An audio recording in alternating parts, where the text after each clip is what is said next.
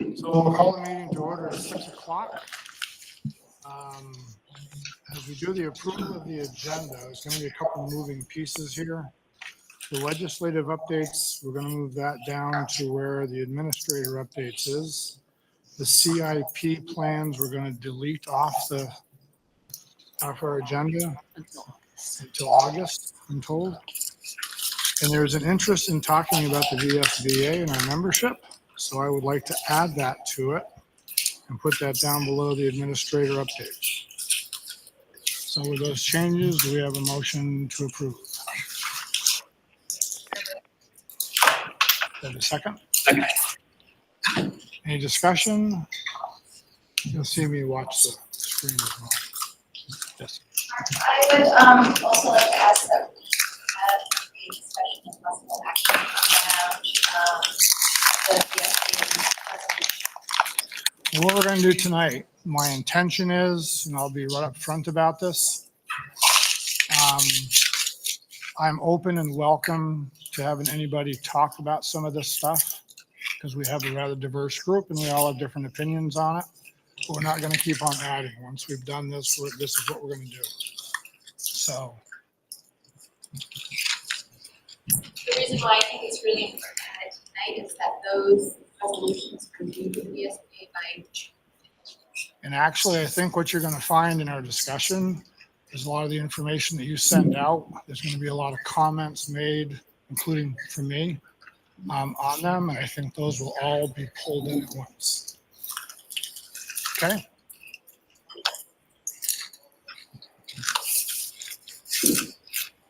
Anything else? So if there's nothing else, either on the screen or here, all those in favor of the agenda with the adjustment, say aye. Aye.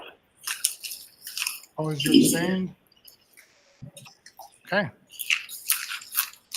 And now the public comment. This is where I usually tell folks, if you're in the public, whether it be on the screen or here in person, this is your time to speak. You'll have 2 minutes.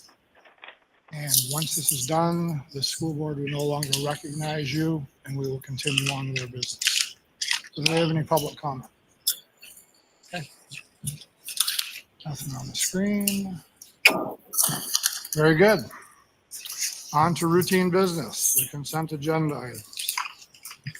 We have a number of board minutes, special committee meetings, social emotional wellness, personnel committee meetings. Do you want to approve these all at once as written? Okay. Any further discussion? Hearing none, all those in favor of approving these minutes at once, say aye. Aye. Opposed or abstained? Okay. Board orders. I reviewed all the board orders that you listed on the back of the agenda, and everything was good in order, and I motion to So Any further discussion?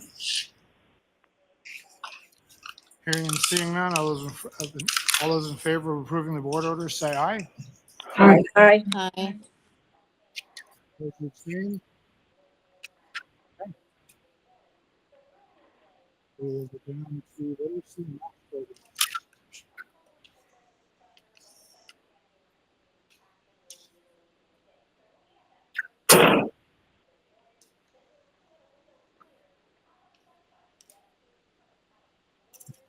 Good evening.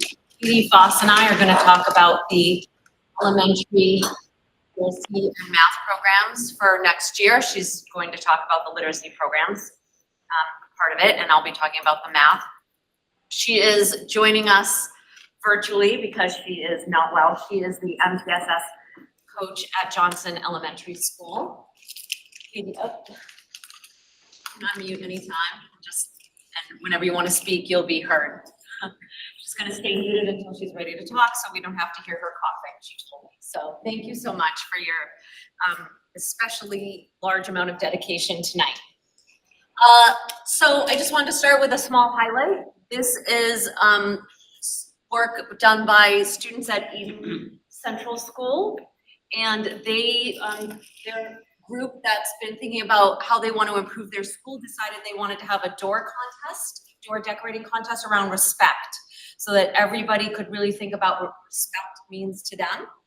And every door is one class's interpretation of respect. Just a nice little highlight there from Eden Central School. Very sweet. Go to the next. We're just going to begin by looking at our full year of growth scores in math and literacy across the district. We mainly are going to pay attention to this number over here. We've looked at this before. And just remember, this is the growth, not where students end up, but how much growth they had. And these numbers are the percentile.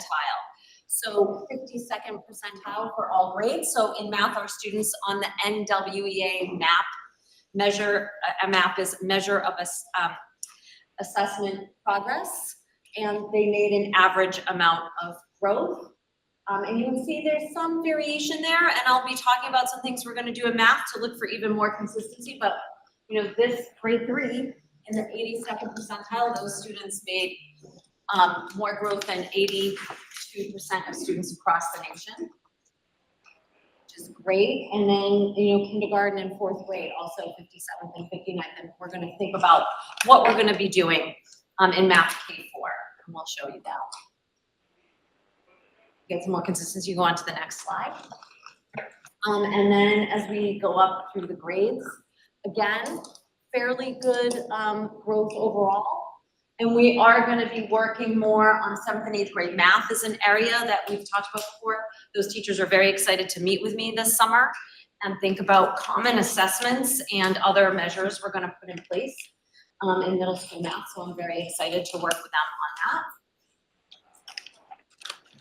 For our reading scores, overall our growth is in the 40th percentile. And so this presentation is largely going to be about what added measures we're going to do in literacy and to get that to be even higher growth. You can go on to the next. Sorry. No, that's okay. And so these, again, we're going to look for even more consistency in reading as we go on. This work, actually, could you go back to that slide? And in addition, we are having teachers, we just discussed this in the curriculum committee. We're looking at what we can do 7 through 12 with Red House Learning, and we've been working on proficiency-based learning, really getting students very clear feedback on what they can do to improve. That's part of what we're going to work on 7, 12 next year, and it's been a focus this year, will continue to be a focus next year. Okay. So our literacy program. You may know that Act 139 is a new reading law in the state of Vermont that it gives us some things, some guidelines for K through 3 reading. Why is that? Research on reading proficiently by the end of the 3rd grade shows that this is essential. It's a critical milestone for a child's academic and future success. Students who can't read proficiently by the end of 3rd grade are significantly higher risk of dropping out of high school, facing long-term challenges, difficulties in other academic subjects, reduced earning potential, and potential long-term behavioral and mental health issues. This is an incredibly important measure for us to look at. And Katie's going to tell us about our comprehensive approach to literacy next year. Hi, can you hear me? Yes. Perfect.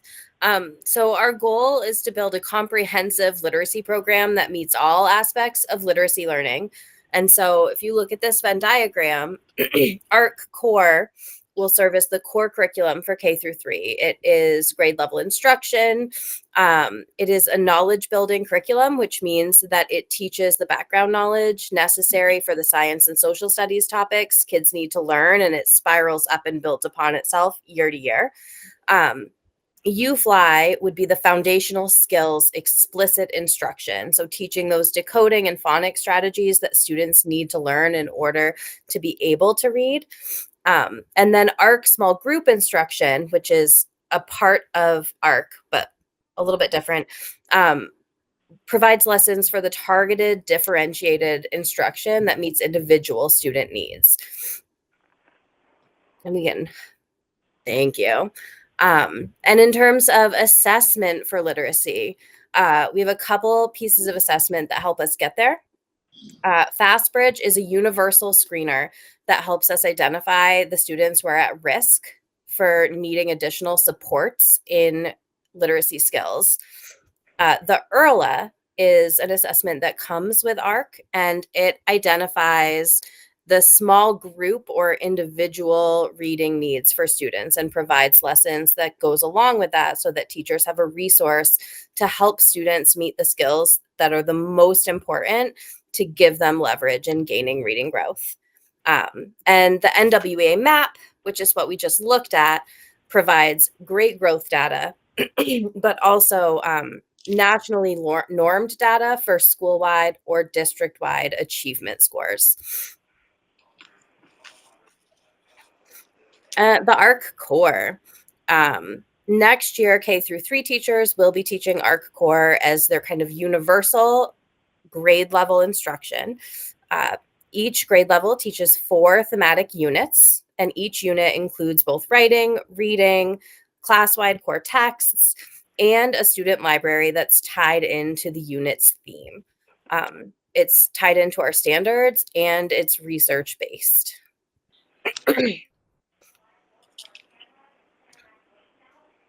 At UFly, the ARC core is meant to go with foundational skills programs such as UFly. So these integrate together really well. And this is out of the University of Florida Literacy Institute. On the next slide, I'm going to tell you some of the research on UFly. You go to the next slide. So this is the foundational skills program. This is where you learn decoding, spelling, and those K-2 skills. They do experiments sometimes on these programs, on these foundational skills programs. UFly has better results than any other phonics and decoding program on the latest research. And you can see percentage of second graders reading on grade level increased from 30 to 80% in one implementation. This was a randomized control trial right here. Half the students were given UFly, half weren't. Students that had UFly had 8 additional months of learning. So it's really outscoring. We're going to use this program. It integrates with ARC really well. Teachers have already been trained in the small group instruction, and the two go together very seamlessly. Kim, could you explain what decoding is? I was in a classroom last week and the teacher just let me know and said, they're gonna do these decoding books. And I'm like, no clue. She didn't explain or anything. Right, Luckily, I had right. a parent that explained it to me, but Yeah. I'm sure there's. So decoding is when we look at the word and we can say the word, or we look at SH and we can say, we know the sound for that is sh. And encoding would be the other way, when someone says cat and we can write down CAT. So there's decoding and there's encoding. Thank you. So I will say that to get these amazing results, teachers had to have professional development along with UFly, which we are doing, and they had to use it with fidelity. So we didn't get the results without those added measures. We are going to have those added measures. Why it works. Because students hear and manipulate sounds, that's phonemic awareness. They connect the sounds to letters. They blend and decode words. They practice fluency with controlled decodable tracks, and concepts spiral. So the letters keep coming back. One of the things that was noted in some of the research is that it spends a little bit longer on a letter or a combination of letters than other programs, and this might be why it's getting such good results.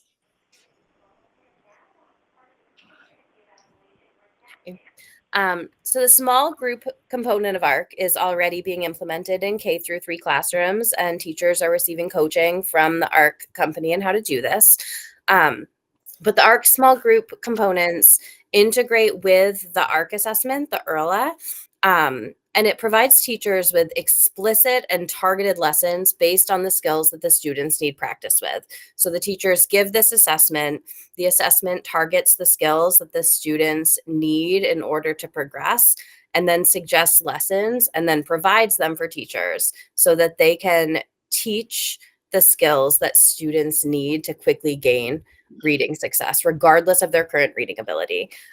This is the differentiated portion of the program. So where our core is grade level instruction, the small group instruction meets students where they're at, regardless of their current grade level ability.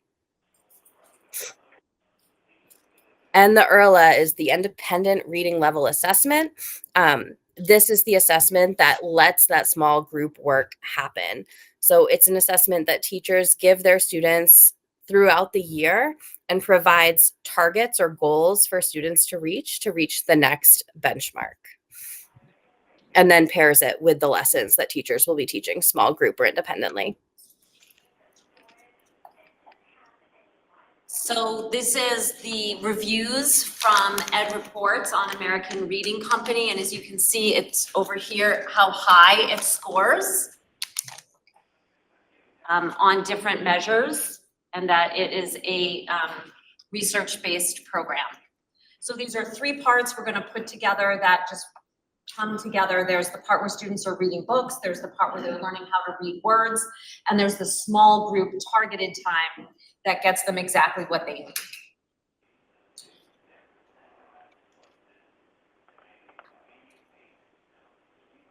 Just go on to the next slide. I'm just going to talk very briefly about FastBridge.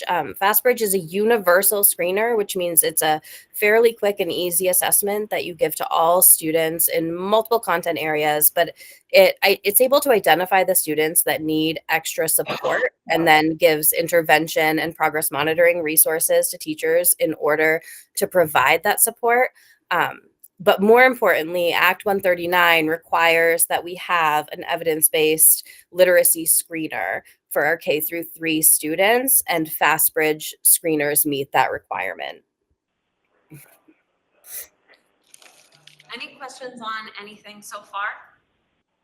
Yes. I'm wondering, are any of these programs helpful for both teachers and students are either diagnosed with or seem like they might have dyslexia? Yes, UFly is exactly what you would want for anyone who has severe dyslexia. And as the parent of a dyslexic child, I wish so much that is what my child who has dyslexia had when she was in school. Okay, thank you. Yeah. So Bridges in Mathematics. Bridges is our current K through 4 math program. We currently use the 2nd edition. They have made a 3rd edition. We are going to move to the 3rd edition next year. Why the change right now? The 2nd edition is going to be retired in coming years. There are many new teachers throughout the district. They might as well start with the 3rd edition. And it will allow integration with Infinite Campus. We're going to put assessments right into Infinite Campus, and those will feed up into the report card. If we do that with version 2 and then later on switch to version 3, then we would have to do that and then do it again. And it's a boatload of work. So it has many, many advantages. It's easier to follow for planning. It's not as heavy a lift for returning teachers. It's more student-centered. It gets students talking to each other about math more. It has problem solving and open-ended tasks that all learners can access at different levels. And it has more challenges for students who need them and more interventions for students who need them. And kind of the backbone behind all of this is our MTSS system. It's the system that ensures we're providing students with all the supports that they need to be successful. The diagram shows like we have our universal instruction that all students receive, but then some students need a little bit more. And that would be the next level of instruction. And so our goal is to create equity for all the students in our district by creating consistency between our buildings, using evidence-based practices in what we do, driving our decision-making with data, and providing teachers with the tools and resources that they need in order to do the system with fidelity. And this kind of reiterates what I just said. We can do that by using common screening assessments, common protocols for identifying how and when students need additional supports, increasing our practices of adding classroom support when whole groups of students need intervention, common data collection systems, which is what Kim was just talking about, by integrating our math data into Infinite Campus, and using consistent documentation through all of our buildings, because all of our students feed into the same middle and high school, with the hopes that all of that will lead to greater equity district-wide. I think that's the end of our presentation. Am I right? Is there another slide? That's it. Any questions on all of that? Yes. The math portion is, do you think that this third edition will be in lieu of or have less need for students to be pulled out of the classroom and do work with interventionists, or do you think that's gonna? I think there are many aspects of it that will lead to that. I think also working on our multi-tiered system of support and understanding that we want all students to get that first time with the teacher, and then, you know, when do we provide intervention? And that is another thing we are looking at tweaking so that we do that in the way that's best for students. I was just gonna say, I don't know that it's about any program that we use. It's about what is best practice. So pushing in rather than pulling out works really, really well. Some children, students prefer to have one-on-one time. So I'm not sure it's the program. I think it's just the practice and what is best for that particular student, for any student. Any other questions? Thank you. Thank you. We have a big review. Just as brief as possible. I brought this back to the board, I think, 2 meetings ago. As we're gearing into our summer months, we're working on projects, the IT department. And one thing we're trying to do is look at our licensing costs and timing licensing renewals with hardware that is coming into play. And we are at the point to replace our wireless access points at our main Loyal Union campus, so middle school, high school, and tech center. This is something that had already been budgeted for FY25. So I went out to bid for the replacement access points. There are either 3 vendors posted publicly. One vendor did not bid. The second vendor provided 3 options, which did not meet our specifications, and also was the licensing costs that we would have incurred in another 5 years would have been roughly $35,000, which is kind of what we're trying to get away from. The third vendor proposed something that we recently piloted down at our central office. And we are satisfied with the system. So at this time, the administration is recommending that the board award the bid to Resilient Networks for the wireless upgrade project in the amount of $79,760.21 to be paid from FY25 general fund. And I will add this to come in below the budgeted amount. Any further questions? Seeing none, all those in favor of accepting the bid from Resilient Networks, say aye. Aye. Opposed or abstained? Okay. Policy review. So the capitalization policy, am I on? Hello, everyone. So this is the second reading of the capitalization policy. The only change being the capitalization amount moving from 5,000 to 10,000 as of July 1. This is a federal change, a state change, and a recommended change. Is this the point where you adopt, or is it one more meeting and then? This is the point. So I'm recommending that the board adopt the policy change as stated to a $10,000 capitalization limit. I'd like to make a motion to accept the updated policy, F2 capitalization assets. Second. Any further discussion? Hearing and seeing none, all those in favor of approving, I'll call it F2, say aye. Aye. All those abstained? Okay. Thank you. The second policy is the first reading of the behavioral threat assessment team policy that is now required by the Agency of Education. So this is largely, I mean, we're reading about our practices in this threat assessment policy. My understanding is that the genesis for a required policy is that the state was coming under some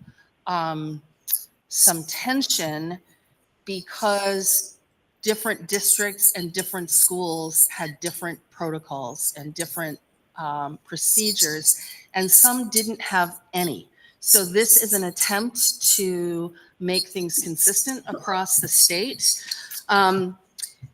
We have behavioral threat assessment teams. We have a district safety team. We have teams in all of our schools. And we regularly do threat assessments when the need, so let me restate that. We do threat assessments when we need to, and we are quite well versed in how to do that.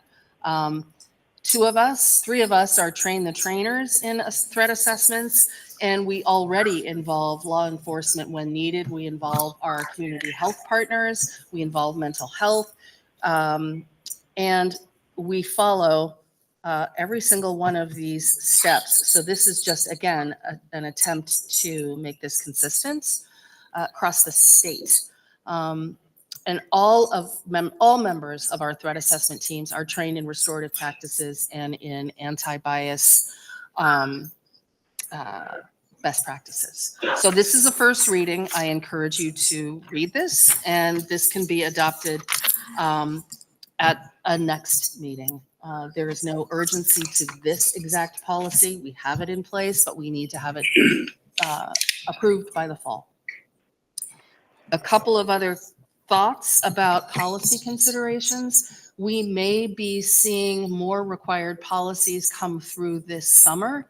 And historically, our personnel committees were also tasked with policy considerations. And the board agreed to allow those subcommittees to make decisions, whether it's on hiring, we do that now, or whether that's on policy recommendations. And so that practice may continue because it's already taking place.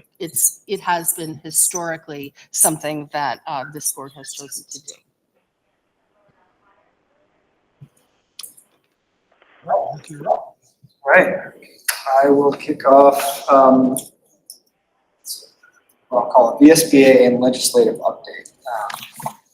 We have a couple slides prepared. I do want to just start, because I think it's going to be germane to the upcoming discussion.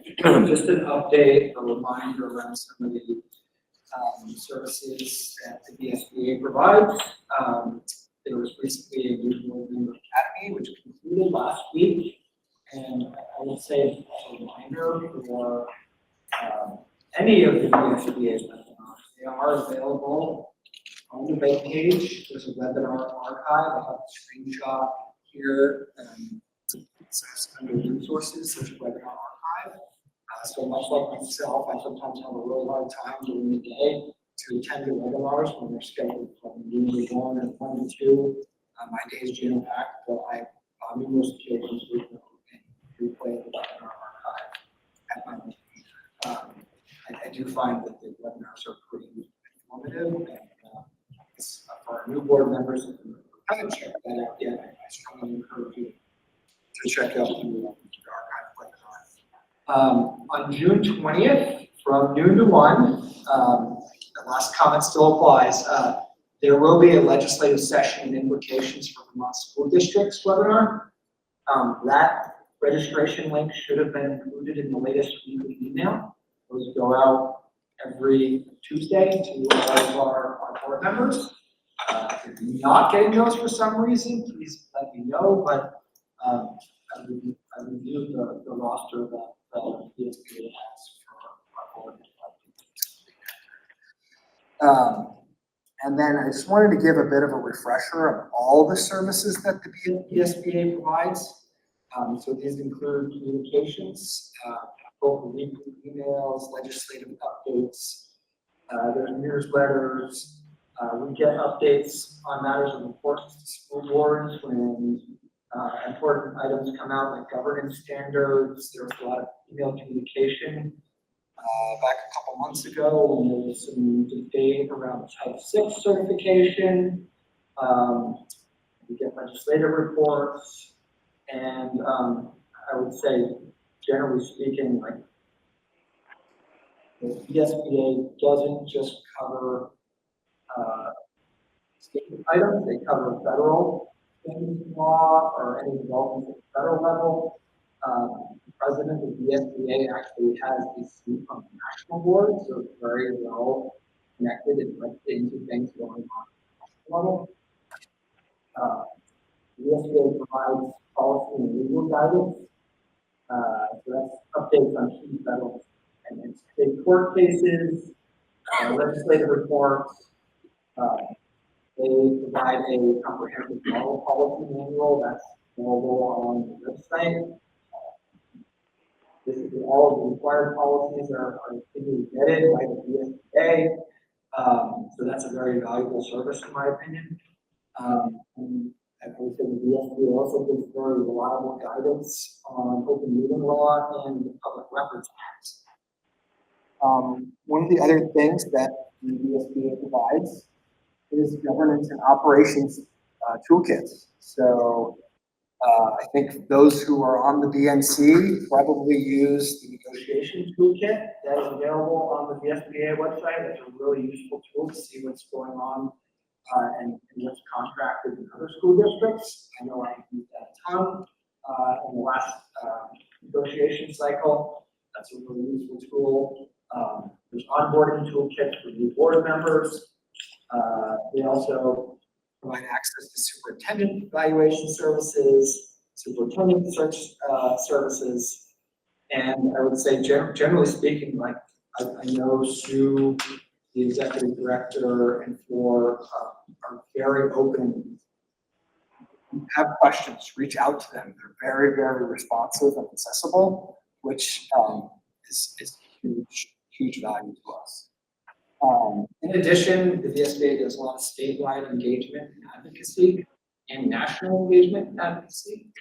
I would say don't necessarily think of this just as lobbying. The amount of lobbying that the VSBA does is actually relatively small relative to its overall mission and all the services it provides. I actually got some statistics from Sue Seglowski, the executive director, and she said in the month of April, the lobbying hours were 13 out of a total staff hours of over 620 hours. So that's like 2%.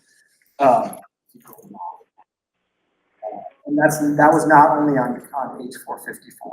That was spent in testimony on cell phone bans and PCB remediation, as well as H 454. So there's a lot that they're doing at advocacy level.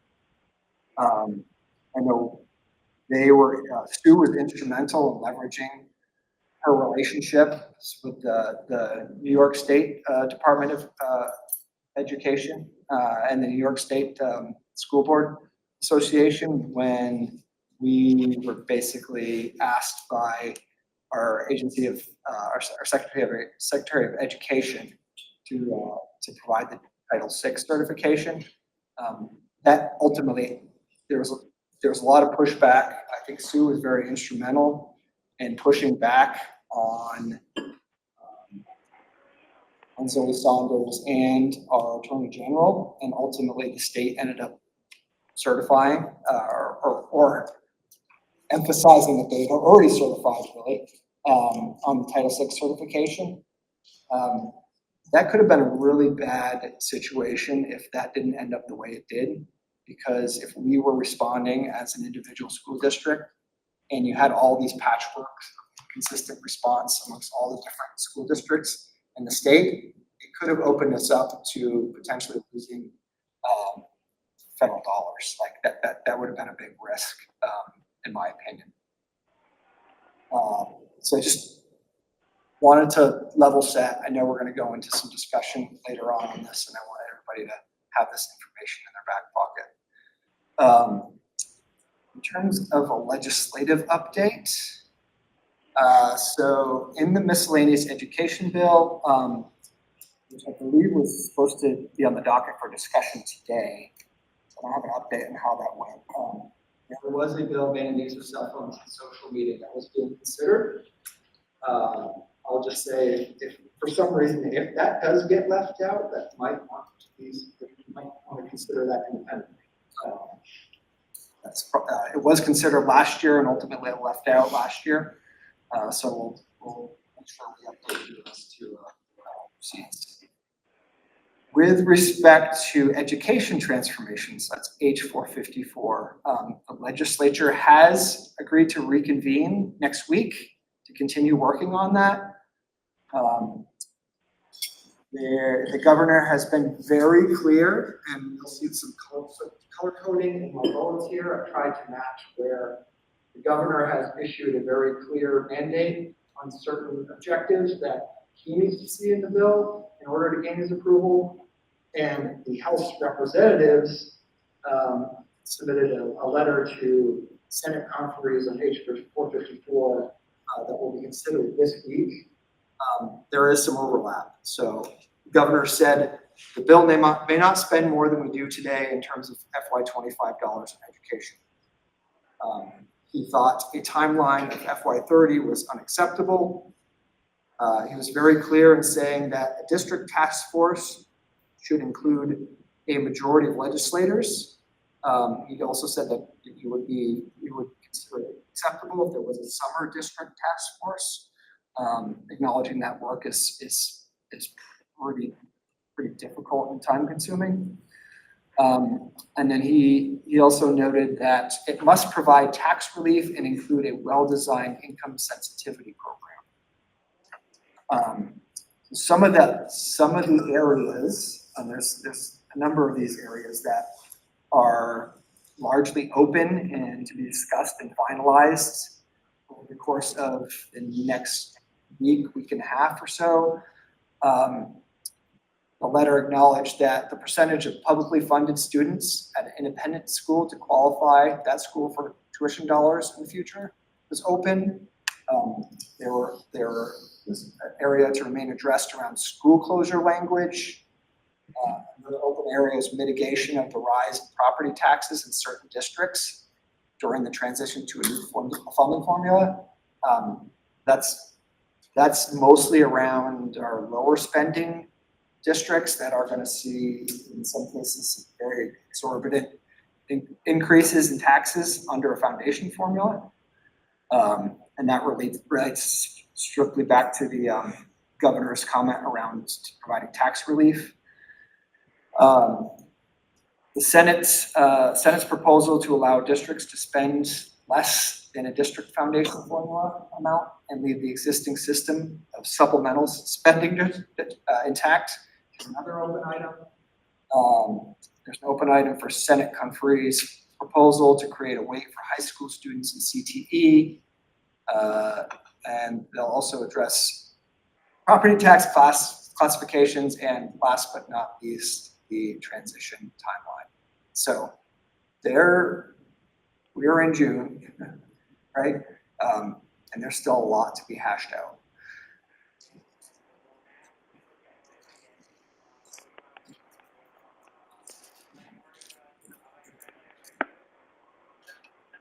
Yeah, that's what I had for tonight's update. Thanks. Administrator. So we have a few people who were not able to be here tonight, and this is a very busy week, this weekend, next week with graduations. And so I want to be sensitive to people's time. I want to say something about 454. The House bill and the Senate bill are bad bills. The governor's proposal is a bad proposal. What needs to happen, I think, and these are just opinions, but I've been asked by many in advance of tonight to say, what do you think? I think what many have already said, and that is that we need to convene a group of people who represent our communities. And when I say our communities, I am talking about the state of Vermont, who can do a deep dive into what does it mean to have a small class size, a mid-sized class, a large class? What does it mean? What does an exception mean? What would be reasons to have a class size of 8 in some of our smallest schools?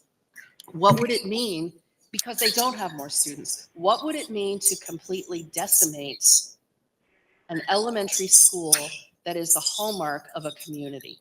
What does that leave for the community? Who's going to want to move to the community if there isn't an elementary school? How do we keep our towns thriving? No group has thought to consider this in a thoughtful manner. Why aren't we looking into the cost of healthcare?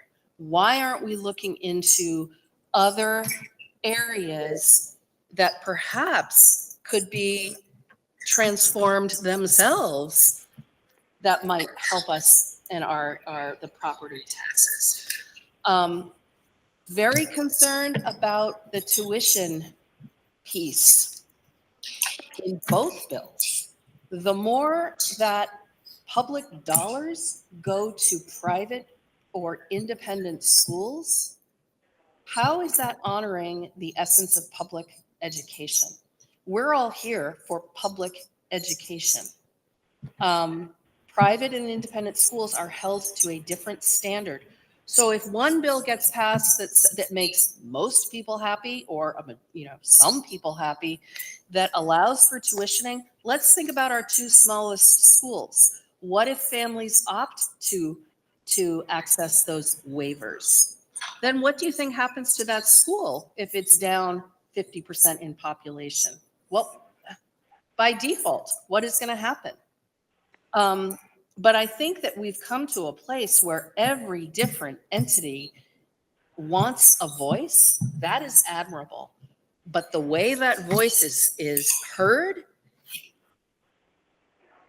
needs to be considered more thoughtfully. We have people who are very upset and understandably upset about what's happening.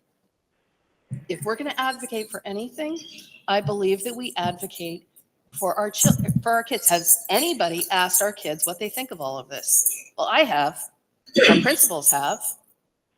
They believe that something needs to change, but they want to have a voice. Why shouldn't they be on a task force? That's who we're talking about. So anyway, more to come on this. There is an expected vote on the 16th. If it resembles the House bill as it is, or the Senate bill as it is, we believe that the governor is going to veto it. And then we start over. So maybe that's what we have to do, start over. I don't know, Bart, can you think of anything else that I'm missing on this?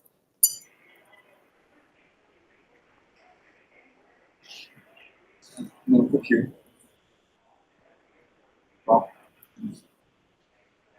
no, I don't think, I don't know many people who feel good about these bills.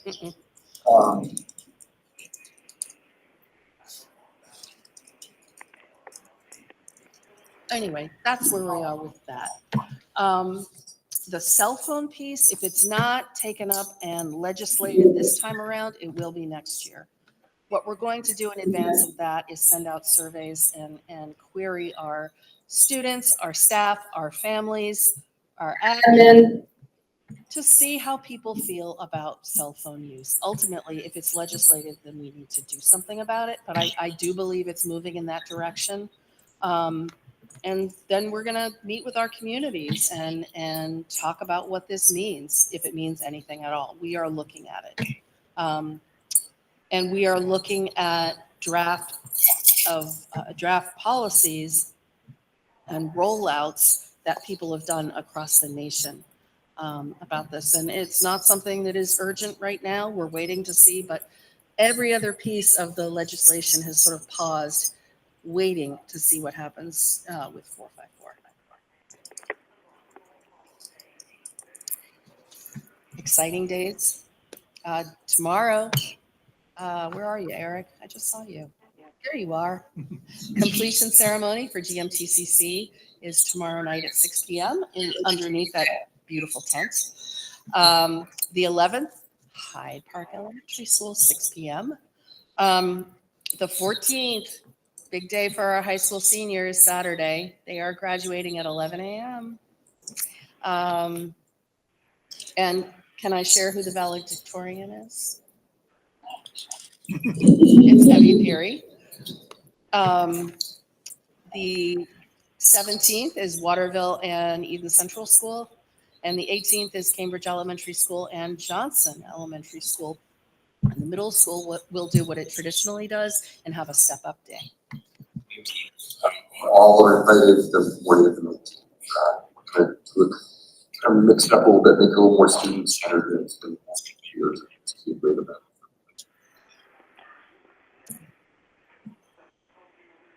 Oh, last thing, this Friday at Moog's in Johnson from 3:30 to 5:30 or whenever, we are wishing well Betsy Goodman, Jen Hulse, and David Manning. The board is invited. We've invited people that they've asked us to invite, and we've invited every district-wide. So please come and help us wish them well.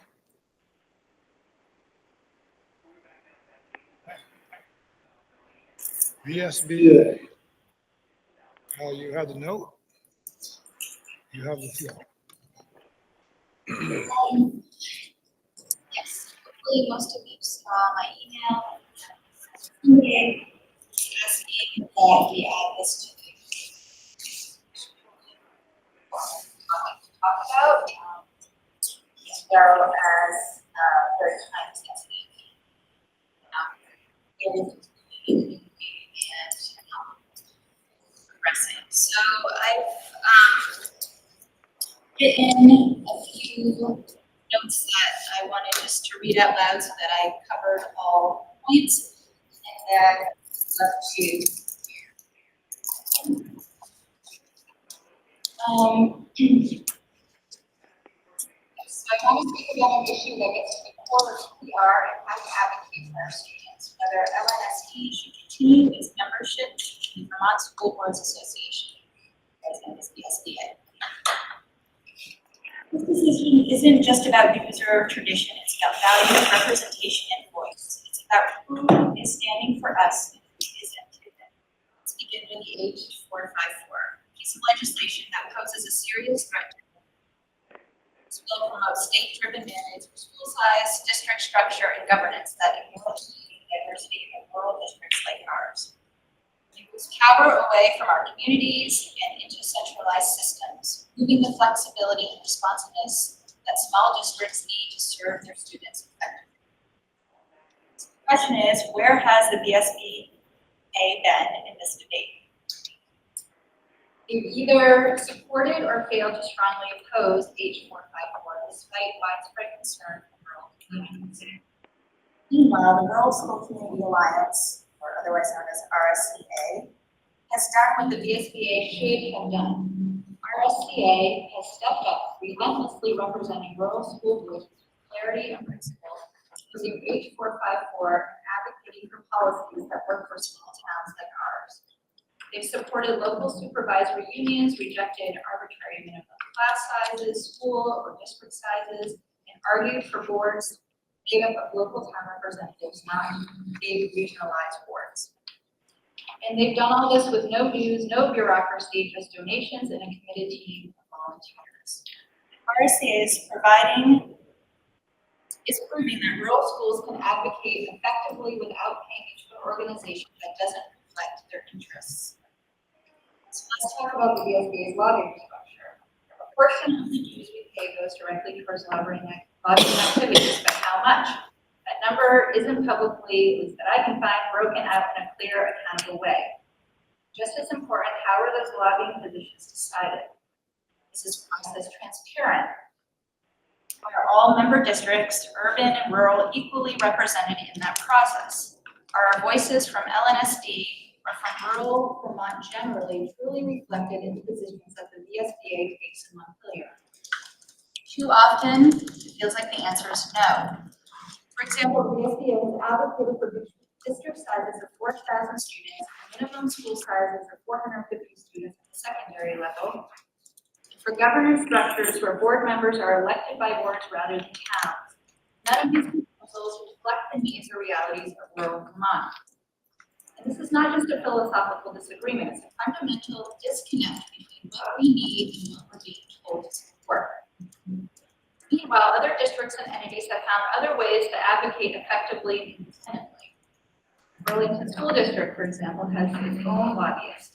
Independent schools hire multiple lobbyists that represent their interests at the State House. And as mentioned, the RSBA is actively shaping legislation without charging us a dime.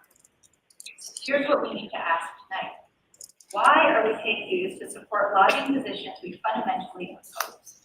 Shouldn't there be open, transparent, and inclusive process that ensures those positions actually reflect the diversity of Vermont schools districts?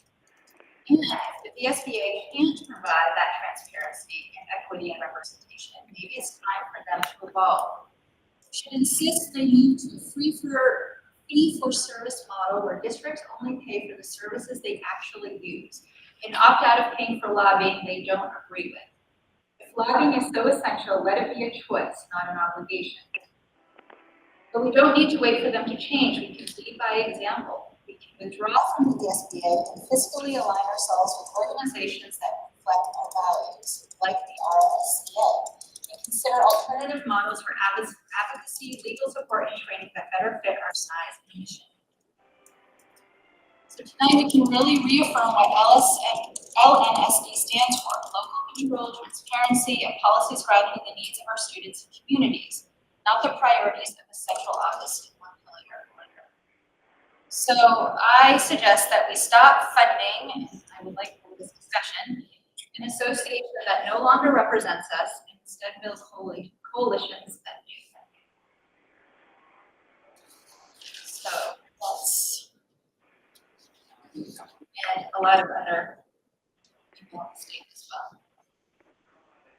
So I guess I'll start it off. Here's a fun fact for everybody.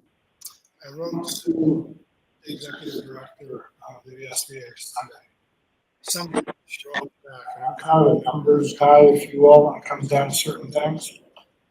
We paid just short of $10,000 in dues to the VSBA, and the services within the last maybe 4 to 5 meetings, we've more than gotten our money back through those policies that we all agreed on. Once you withdraw from the VSBA, that price goes up. And they're the only ship in town. The Community Alliance does not have that service yet because they're right now lobbying for small schools, as we all know, because we're part of it. So that's just one piece of the money, if you will. So the money that we pay in dues, when we approve a policy, it's been legally vetted. We've already seen an executive session a couple of weeks ago. We can go up against lawyers and walk away with the policy taken care of. Those policies are all paid for through that dues, and we're basically on the plus side of our membership. So we're basically getting free services at this point. So if we were to withdraw, those services come at a greater cost. The White River Valley School District, it just went very public. If you read down to the bottom of the article, their board chair left open, I have a copy of it, I printed off. Their board chair left it open that, well, maybe after this is over, we'll rejoin the Vermont School Board Association. So basically, they're doing what I call a political stunt. I've seen them all over Washington for a long time. But they're trying to make their statement. I get it, I really do. But don't put it in writing later on so everybody can read it, that when this is all over with, we're gonna come back and we're gonna join you anyways, because the cost of services is lower. So those are two pieces there. I will say, as the board chair, Bart is the current representative on the SBA. I was before him, and Mark Stebbins was before me. So we have a long-standing history within the school system of being very well represented with them. And I think also when you take some of the school systems that are really questioning things like the White River Valley, they don't fit the typical model of a school system. They have a combination of supervisory unions and smaller schools. So what the overall membership from the VSBA, what they represent, doesn't exactly fit that school to the T. So I think, as Sue said in that same article, we do things democratically, and the majority of the schools that we have, that's why we landed where we did. So that's my 2 cents for right now. I very much support continue with our continued involvement, both from the programs that they offer and the rest. I don't see much point in withdrawing that and put all our eggs in the community, in the rural community deal. Because at the end of the day, our legislature and our governor, I was having a conversation with David Whitcomb yesterday. At the end of the day, they're going to do what they're going to do, whether we take every resident in the state of Vermont and put them in Montpelier or not, because that's what they want to do. And I think Kyle, I mentioned to you, the goal of the state is one school system run by the Department of Education, and they will tell you what you're going to do. This is the next step. Act 46, by the way, they're comparing 454 with Act 46. Everybody up here was laughing at me. These are my notes on paper towel. Since the inception of Act 46, the Lemoyle North Supervisory Union has not saved one dime. Our budgets have gone up every single year since that happened. What it does do is it's afford us the luxury of moving people around, which before then, you couldn't take a teacher from Eden and move them to Hyde Park because it was two separate entities. Under Act 46, we have that flexibility. So I figured I was going to put that there, and I have this tendency to write notes to entire finance committees. I have this tendency to write notes to governors and education commissioners. You all remember that Michelle sent out a note from Vermont Digger, I believe it was. We're headed on a different path. Commission on the Future of Public Education basically is a smoke and mirrors deal. That commission, by the time they get done in September, there will be laws already passed before they even have a chance to publish it. And I wrote that to the governor and the education secretary. I'm sure they were most impressed. I've pretty much been barred from Montpelier, and that's all right. But that's my 2 cents. Anybody else? You were saying that resources matched federally as well as locally.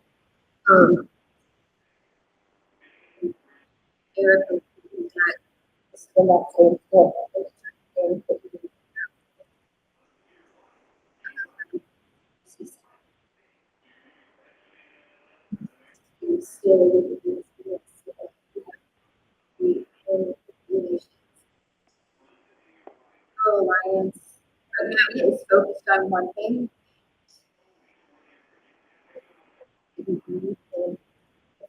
And that's where they started from. But I also know that when we were talking about going into the community, it was the concern of, is it going to be us versus them? And I feel like the Rural Community Alliance is headed in that direction, that they're not working and how can we be collaborative, and how can we, just stay ahead and be against whatever it is, and no matter what happens. And like Mark said, yeah, they're going to do what we're going to do, but where can we meet in the middle to some extent. Like, no matter what, somebody's not gonna be happy with whatever happens. But, I mean, exactly, if you're off anything, I mean, I don't, maybe we're all community alliance, because if you're looking at lobbying and us versus them mentality, they're the ones that I feel are not holding up to what they portrayed themselves to be in the beginning when we first had the meeting. Did we already vote down? Did we already vote down joining the alliance? You guys did. Yeah, Oh, Cambridge did, we voted to become part. I remembered having the discussions. So I just, a couple thoughts. So, Rural Community Alliance, I think, is pretty effective, I think, in its advocacy for small business. That's why I'm supportive of us joining that. The VSBA, if you kind of draw spheres, circles in the areas that these two organizations play in, I truly believe that overlap is actually pretty small. Just going back to the services that are provided by the VSBA and its staff of 4 people, they spend a lot of time, because I see it firsthand, working with the Agency of Education to push back on Title VI certification, working with the Agency of Education to come up with a rubric on how they will assess school districts in the rollout of district quality standards. That was our entire annual retreat last year, working with a couple key members of the Agency of Education on that. Spent a lot of time working through the model policies and vetting those. And I think just at the end of the day, like, I don't think at the core they're really a lobbying organization.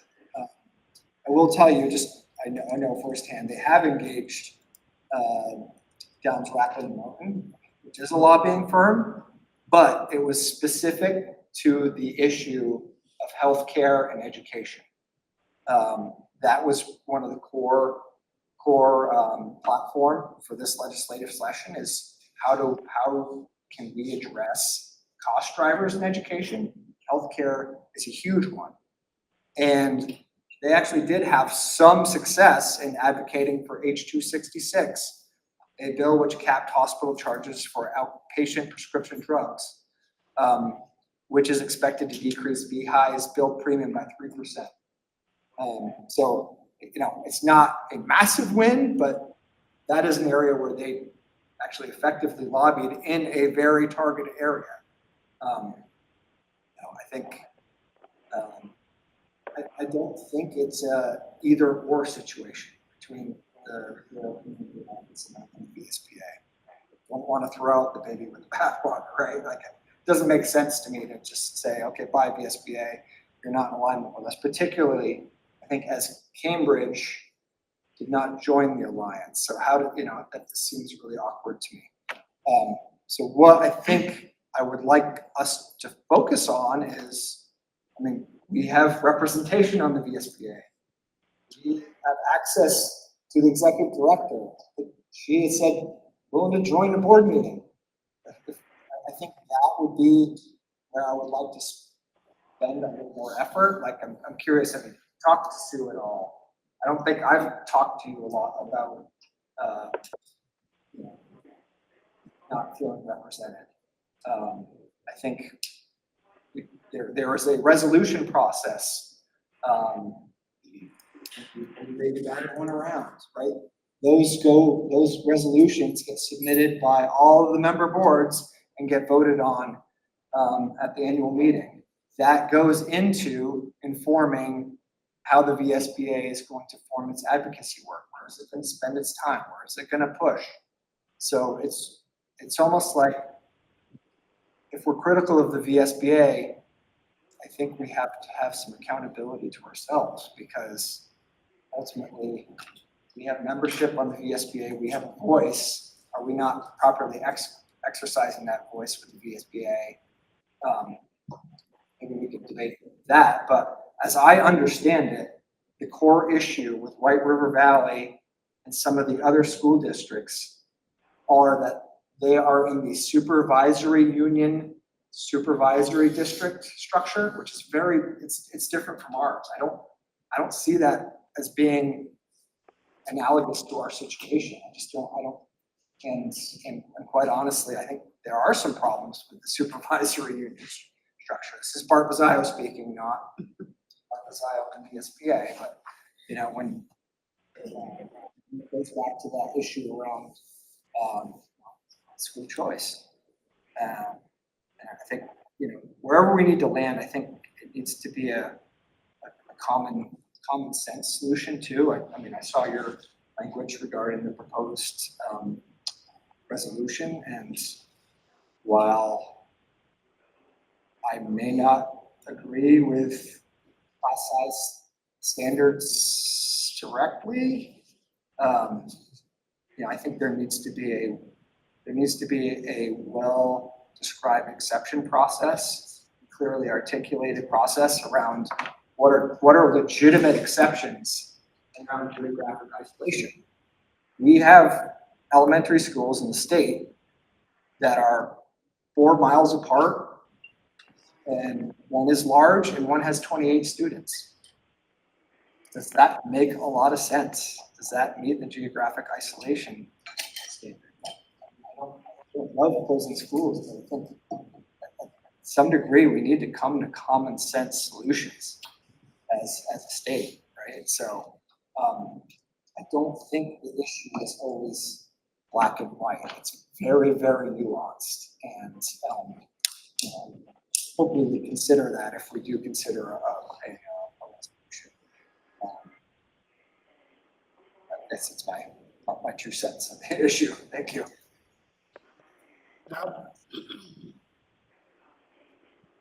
Thank you. Sorry, it is difficult to hear. So I think I heard something about baby and bathwater.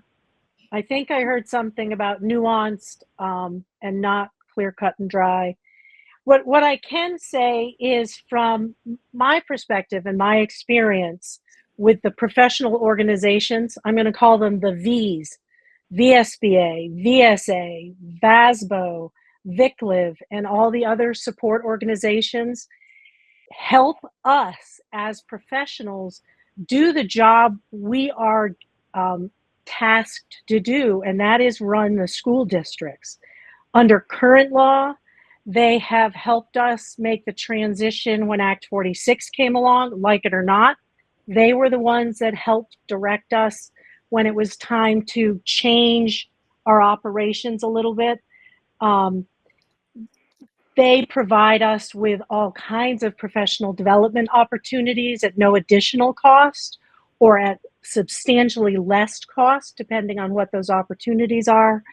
They provide such broad, sweeping supports and resources.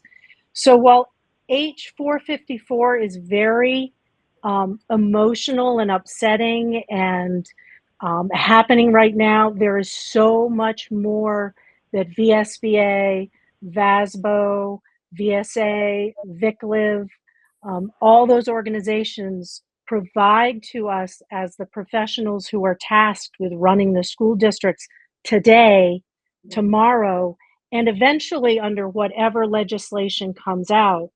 They're going to be the ones that help make it work and work for students at the end of the day. I think they're just too important. And I think somewhere in there, I agree, it's not black and white. It's not either or. Maybe it's finding a balance somewhere between. Certainly as individuals, we all have a voice. And if we want to support both VSA or VSBA or rural schools, we can do that. We can call our legislators anytime we want. I mean, this is a big turning point in education in Vermont, but I think to break our affiliation with our professional organizations that help us do what we are supposed to do day in and day out is fraught with all kinds of dangers. And I think, Mark, you talked about a district quietly at the end said, no, but we'll go back when we need them.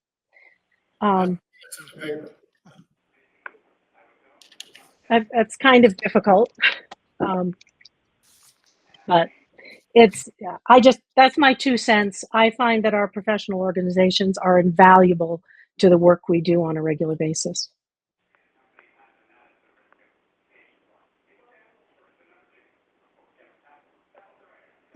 The only thing that I will, we're going quiet here. So I will suggest is a long time ago, I heard that when a senator receives 10 letters separately, he's got a problem. There are about 1,000 school board members in the state. I counted them a couple days ago.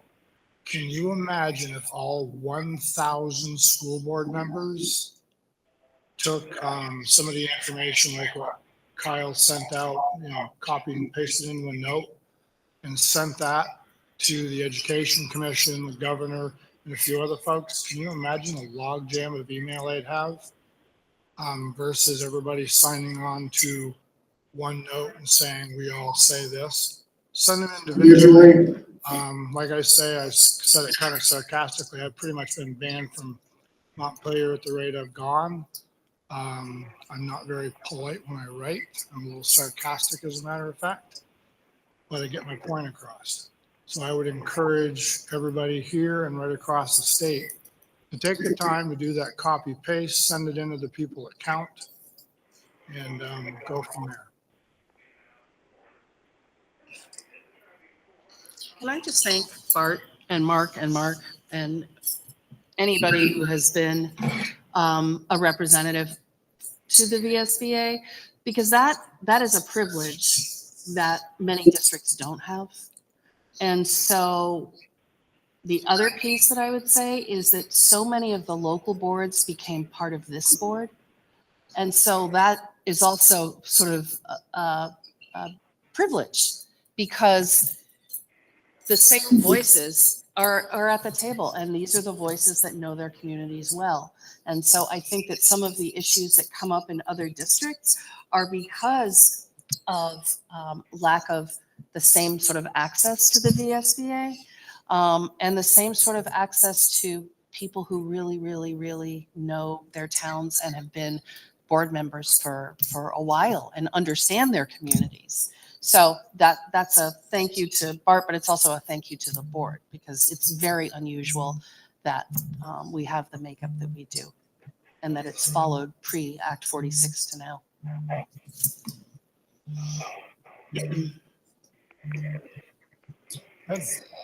Yeah, so thank you for this discussion. I think it's really to have. I'm wondering, and I learned a lot. I'm wondering if there is appetite, time, ability to, between now and the 15th, to craft some kind of resolution that speaks to those nuances that you were talking about,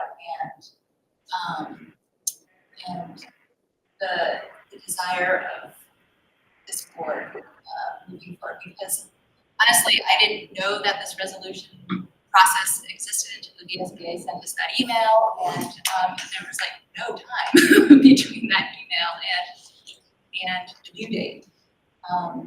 But it does seem like it would be a very missed opportunity if we didn't spin something. So you're talking about writing a resolution and sending it into the VSBA. Yes. Art, what are your thoughts, given that you are the VSBA person? And I need to be careful there because I actually sit on the resolution committee, so I review all the resolutions that get submitted, so I can't be influence the discussion, but I should really be somewhat independent. Right? So I can't be the designated contact for Lamar North and also sit on the resolution committee. I mean, I'm happy if we really feel compelled to craft some language. I just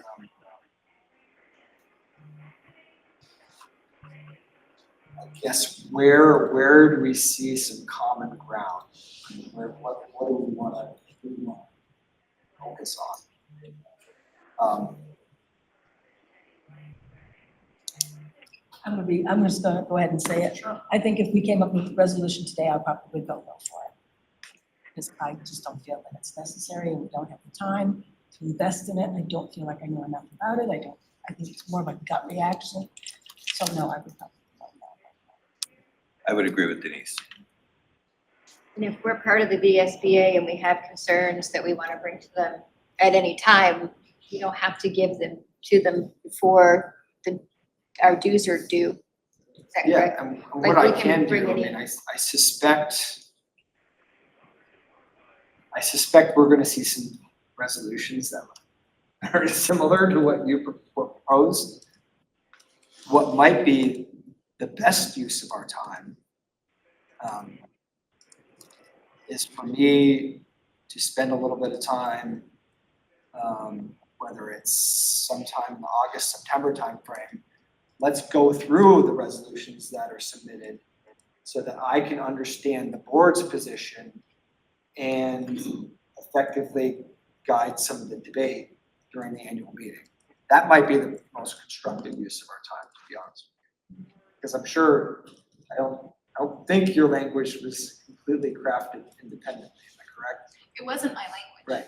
So I'm sure that we're going to see a very similar resolution come across the desk of the VSBA. And so maybe the most productive use of our time would be, let's sit down at a future meeting and actually go through and understand some of those resolutions.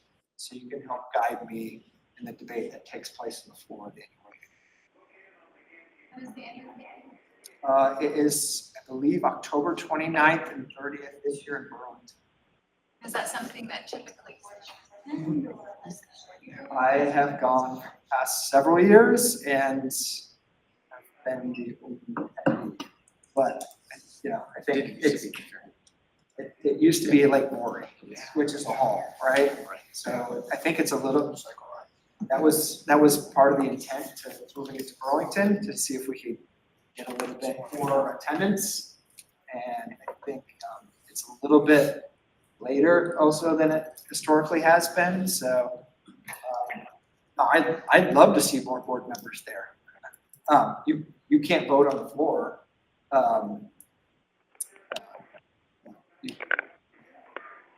If we nominate, we have one delegate, right? We can vote on the floor. But I think that session's open to anybody who wants to sit in and listen.